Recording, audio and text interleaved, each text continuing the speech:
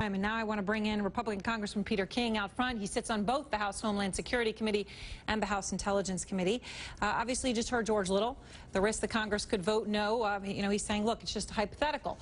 Do you agree? I mean, or is there a real danger that Congress could vote no?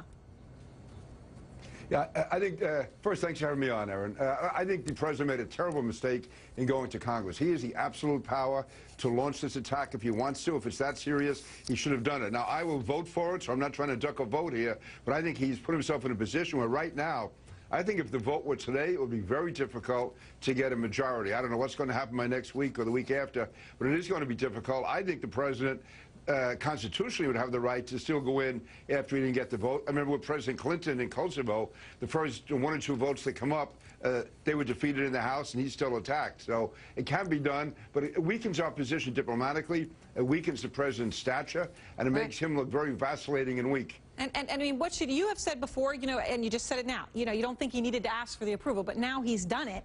I mean, let's just say the vote is no. Should he then go against what Congress said and still strike, or should he do what Congress says, which is not strike? I mean, which makes him look better?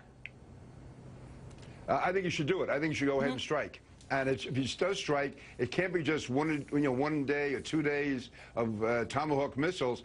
There has to be a purpose to this. And to me, the purpose should be to really diminish Syria's capacity to use chemical weapons to carry out war, and not necessarily to knock out Assad, but to weaken their position so they have to enter into negotiations with the rebels. Now, I am concerned that there is a strong al-Qaeda element within the rebels, but if we could bring about the negotiations, that would give us a much stronger hand at those talks to bring about a government which would not be Assad and also would not be al-Nusra, which is an al-Qaeda affiliate. But to you, it's worth the risk at this point that arms, help, whatever it might be, may get in the hands of al-Qaeda. Sort of what George Little was saying. I mean, because a lot of people point to Afghanistan. Well, we used to aid the Taliban, and look what happened to them. They look at what happened in Libya, or they look at what's happening in North Africa. I mean, this happens again and again. Is it a risk we have to take?